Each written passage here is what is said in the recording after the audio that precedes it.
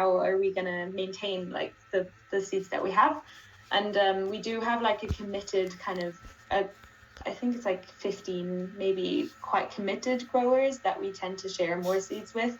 But this is like something that we were kind of thinking about in terms of like the process to like the kind of sharing process that we have. And so it's been interesting with this database. We're worried about like it becoming just kind of a catalog where people come and get free seeds from us, and I think that's been really interesting.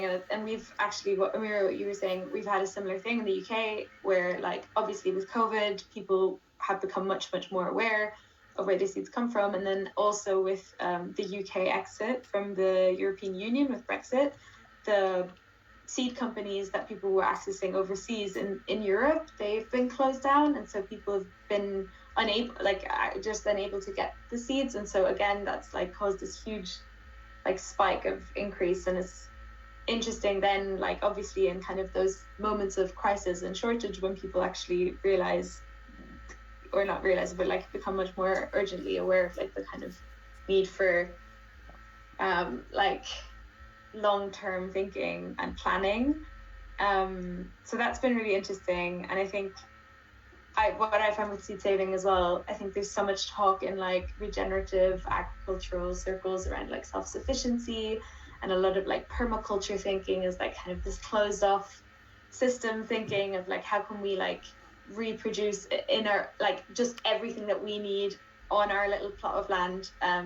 And with seeds, it just obviously doesn't work that way, because you can never reproduce all the seeds you need, and you need to rely on each other, and you need to rely on community, and you have to have these networks of exchange. So I think that's like one of the most powerful things about like seed saving in the broader kind of idea of agriculture, and in the broader idea of like nourishing ourselves. It's just impossible to do so on your own.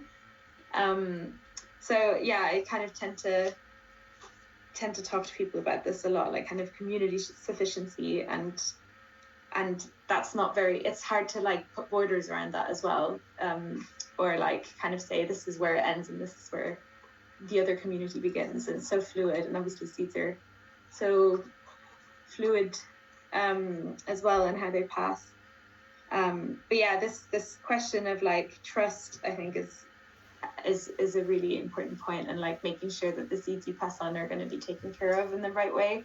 Like we do at the Seed Bank, we do give trainings. We give like introduction to seed bank trainings as well, and that's, I think, a good way to manifest that a little bit more. But it's also hard, and so many things are like, with like especially people who we work with are private growers, community growers, their livelihood isn't necessarily dependent on it. So I think there's a different sense of